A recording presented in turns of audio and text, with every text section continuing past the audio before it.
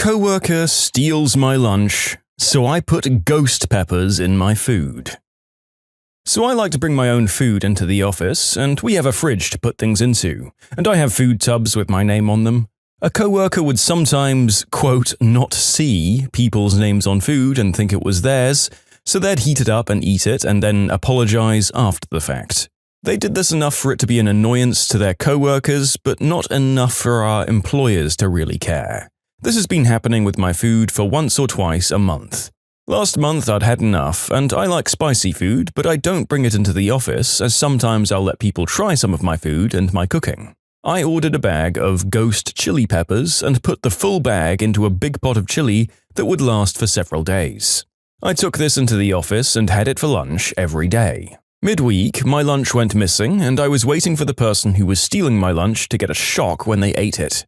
What happened in reality was someone got sent home sick, and the next day they were off, and I was told that they went to the doctors for stomach pains.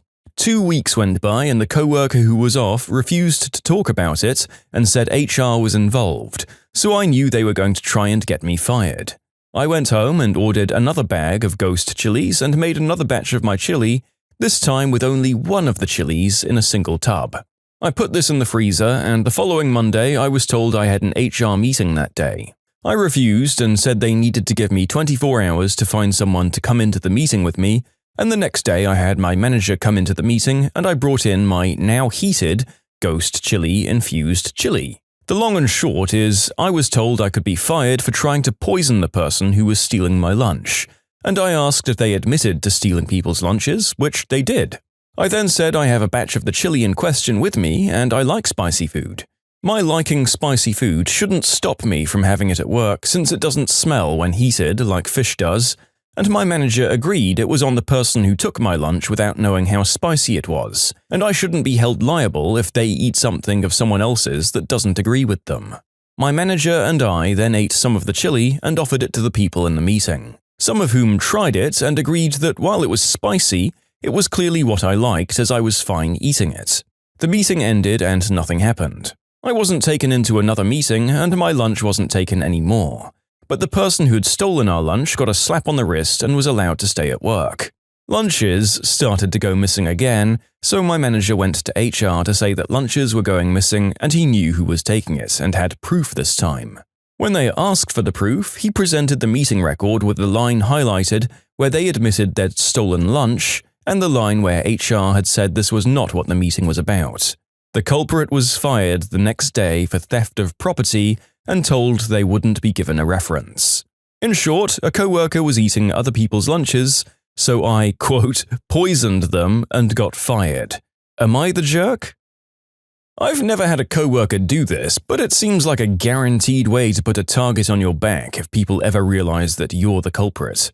As much of a petty crime as it is, I don't see anyone being able to keep doing this with impunity unless it was the frickin' boss or something, as the collective inconvenience of multiple people having to go out and pay for takeaway would actually add up to quite a sum of money after a while. So I can absolutely see that when all the thefts are added up, the person in question should be kicked out the door. They're costing the collective workplace hundreds of bucks. So no, you're definitely not the jerk here. Also, as a lover of spicy food, I don't think I've ever had a ghost pepper. If just one of those things was enough to make the entire batch of chili spicy for your little meeting, I can't imagine what the whole bag was doing to the person's tummy first time round. Also, what a moron to own up to it like that to try and get the victim of their theft fired. Good riddance. At that point, you've got to take the L and quietly just stop stealing from that particular person. Don't want to get your animals out of my apartment? Pay $1,500. I used to live with 3 other guys. One of them had a girlfriend over all the time. She cleaned and bought stuff, so it was cool for a while. Then she asked us if she could pet sit 2 newborn kittens for a week while her parents were out of town. I knew I was allergic to dogs, but I didn't know that I was deathly allergic to cats. The cats get there, and after a day, I'm an allergic mess. However, I agreed to them staying. There's not much she can do with them, so I put up with it for a week. A week goes by and the cats should be gone. I get home and they're still there. The girlfriend says, "Oh, they're going to stay for another week." On top of that, the girlfriend's boyfriend, my roommate, his mum has fallen and hurt her neck pretty bad and is in the hospital. so he's now watching his dog at our apartment. So I try to keep cool. Girl, the cats have got to go. Sorry, the week is up. You can't just keep them here. I told you I'm allergic and you don't pay rent, so you have to get them out. As for my roommate, I told him that I'm sorry about his mum, but I can't keep living with animals I'm allergic to. No one asked me if the dog could come, and no one asked me if the cats could stay longer. I suggest maybe they keep the animals at his girlfriend's apartment, who lives a whole mile away. You are so ridiculous. You're crazy. My mom is in the hospital and you care about my dog being here? Says my roommate. Then the girlfriend pitches in. I can't just bring these animals to my apartment. I have roommates. Gee, girl, what are we? I storm out of the apartment and immediately head to the leasing office. I told them that we have 3 animals in our apartment and that we haven't paid the pet fee. $500 per animal. I asked them to come by later, and I make up an excuse that the animals are being too loud. Neighbors are complaining, and that we didn't pay our pet deposit. The next day, I come home from class, and the girlfriend is crying on the couch. The leasing office came by and said we have to get rid of the animals due to complaints. Oh, no, I responded. Luckily, they got a warning about the pets and didn't have to pay the $1,500. I suck at confrontation, so I love when other people can take the reins for me. Am I the jerk? Nope, you gave them all the outs, as well as a very valid reason as to why they had to get them out of there. It's on them to sort their crap out, not you. Also, I totally resonate with coming home after a long day, feeling good about the fact that your flatmate will have finally done or got rid of that thing they were going to do, only to see that there's been zero progress at all. It may well be one of the biggest mood killers there is. But yes, it could have been worse for them. They didn't need to pay the ungodly amount of money that they should have by rights had to pay anyway for having them in the apartment. Also, what's with the girlfriend's excuse?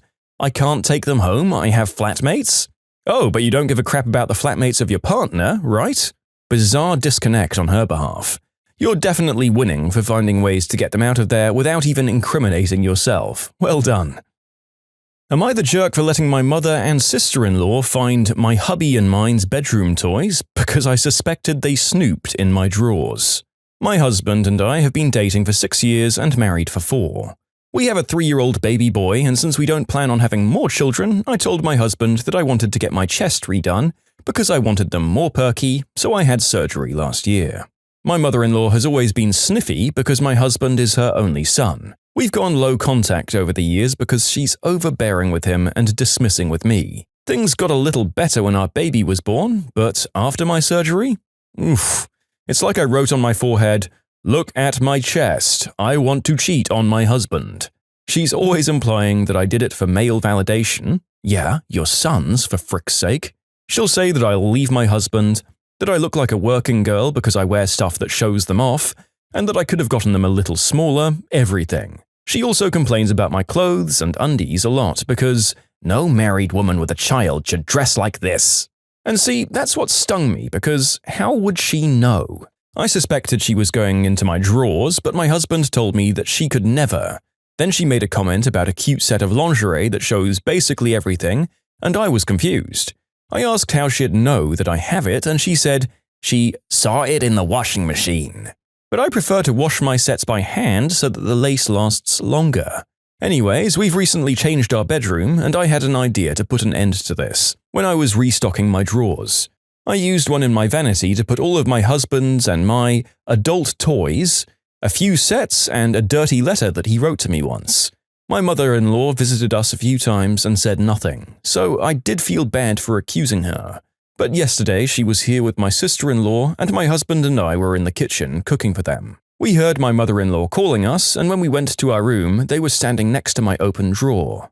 I just snorted, looked at my husband and said, "See? She snoops." My husband got red in the face, berated my mother-in-law and sister-in-law, and they both left after calling me indecent. My husband is mad at them, but he's mad at me too because he says I shouldn't have set up a trap for his family, and is saying we 3 need to apologize to each other, so maybe I am the jerk. They called you into your own private boudoir to have a go at you about your own private married bedroom life? I mean, this isn't like leaving them in the open or a kitchen drawer for her to accidentally find. The mother would have to be blatantly snooping and going through your stuff to have any chance of finding these things. I don't think the husband has much to be angry about. He already knew his mum was way too much if he'd decided to go low contact with her before, and there was me thinking that at least people like this would stop shaming women for their private bedroom stuff once said women were married and kept it behind closed doors. Nope. Apparently you can do consenting things exclusively for your partner in matrimony and still have awful people who have no business giving their opinions screaming at you. Get effed. If you like Am I the Jerk, you're probably going to love Am I the Genius. Check it out, linked below. Also, go to amithejerk.com/submit if you would like to submit your own stories. To sleep, perchance to dream. I was reminded about this last night while going through some old photos with the wife. For the first few years after we graduated, the wife and I lived in an apartment. Nice place, but of course the walls were paper thin. Life was good until we got new neighbors. A pair of guys who'd play their stereo super loud until 2 or 3 a.m. during the week. It kept us and other neighbors awake and miserable. They mainly did it on weeknights because they would work and be gone from the apartment almost every Friday, Saturday, and Sunday. Life became really crappy. Their speakers were up against the common wall to our bedroom, which made it completely impossible to sleep. And other neighbors tried talking with them, going to the complex's management, and even calling the cops. Never got more than a few days' respite, and then they were right back at it. They were also complete jerks in other ways, parking in other people's reserved spots. Basically, jerks. It got to the point where it was affecting my job performance. I worked at a big defense systems company as an engineer and had several electronical engineer friends. One of them made me what he called an interference box. It was basically an amplifier with a variable power output that I could put near the common wall that would cause massive distortion and noise to come out of any speakers within a 10 to 20 foot radius. Made it impossible to use their system. It got to where I'd just turn it on around 10 p.m. and leave it on all night. It made a bit of a buzzing noise itself, but not bad. I'd just cover it with a couple of pillows and I could sleep. If I turned it all the way, it would also mess with theirs and my TV. These guys tried all kinds of things to fix their stereo. They bought new and bigger speakers, line filters, among other things. Nothing worked. I'd hear them complaining about the situation and grinding each other's gears over who had broken the sound system. They eventually got the apartment complex's maintenance people involved, but that didn't help either. Life was good again. One day they packed up and moved out, skipping out on their lease. They were not missed. The new neighbors were quieter than us.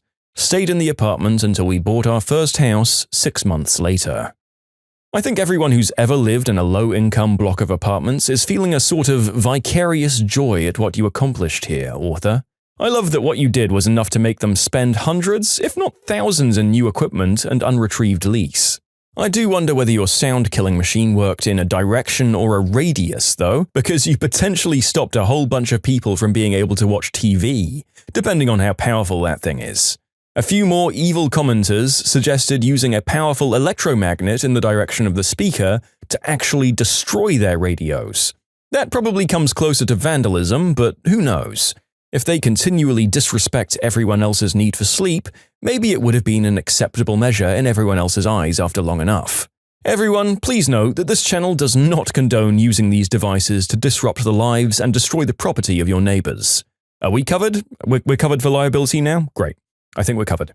Okay then, on to the next story about disrespecting military personnel.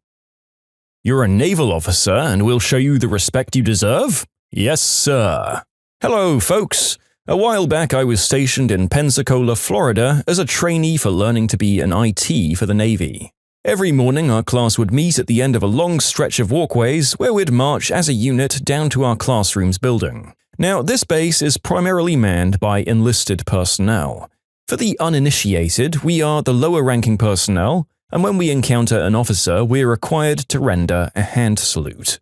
Most officers that set foot on this base know that they're outnumbered 1,000 to 1, and as such tend to avoid the enlisted mob so as to not draw unwanted attention, as massive herds of people are forced to stop what they're doing, render a salute and a greeting, and you have to do the same.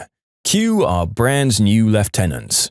For naming anonymity, and because I like Forrest Gump, I'll change his name to Lieutenant Dan. Lieutenant Dan was a piece of crap. and would regularly park his car near where we were forming up, stroll by our formation, and cuss out any of the new folks who didn't notice him. One time, his exact words were, "I am a naval officer and you will show me the respect I deserve by rendering a hand salute." I swear to God, it was like he rehearsed his spiel in the morning before showing up for work.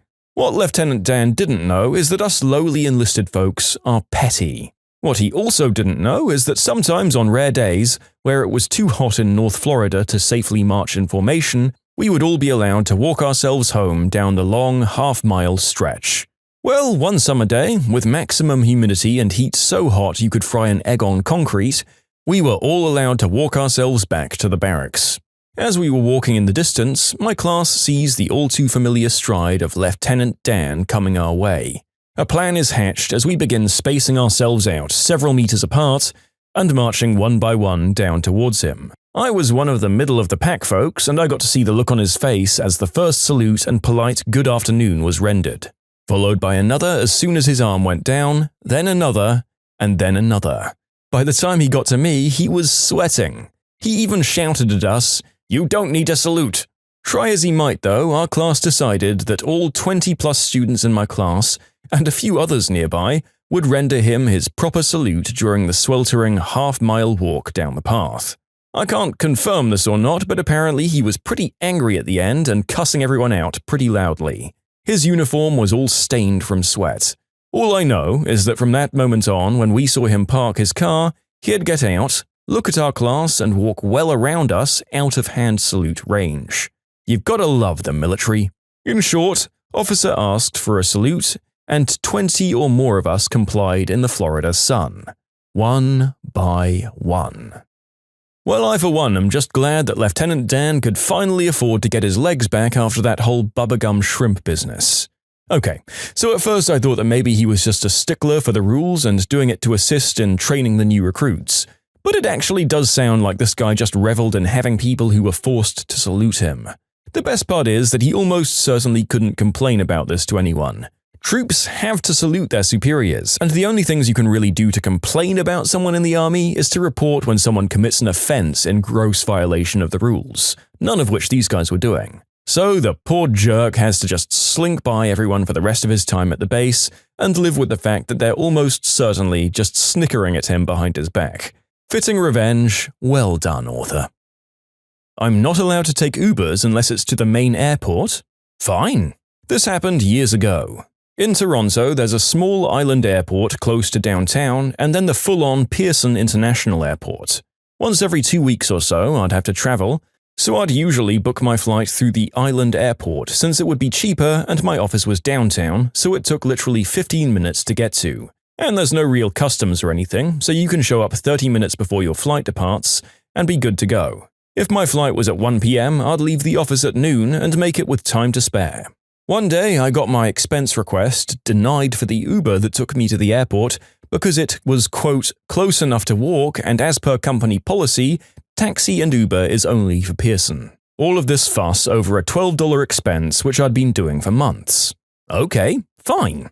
The next flight I booked in Pearson, the ticket was $900 instead of $400, and I paid $70 in an Uber to get there instead of $12. And I had to leave work a full 3.5 hours before my flight to make through check-in, security, to get to my gate in time. Usually I'd be on some sort of call leading up to my flight, but here I couldn't do any work at all. Sorry team, I'm unavailable for the rest of the day because of company policy. Come back and I'm asked why my expense report was double the usual amount I'd put in. It's because I can't expense a $12 Uber to Billy Bishop Airport, and I'm not going to walk for 40 minutes in my suit and dress shoes in the middle of January in the snow.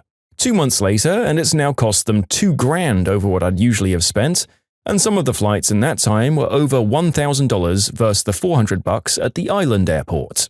Finally, I get an email one day saying that I can take whichever flights I deem best based on my judgment, and that any amount under $700 is auto-approved at the island airport.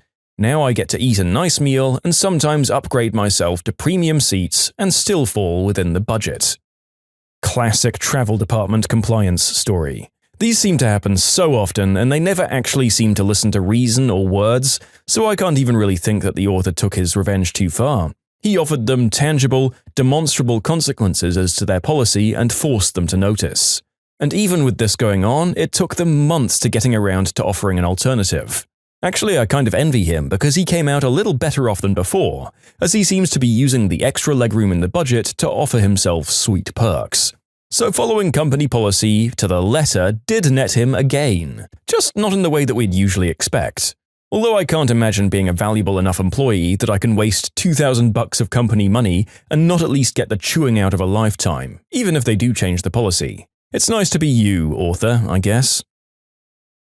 When you subscribe, make sure to hit the bell to turn on notifications. Put the playlist on in the background to finish listening to all the stories. Or if you want to check out some great music, check out easymode.com. If you like Am I the Jerk, give Am I the Genius a shot. Everything linked in the description.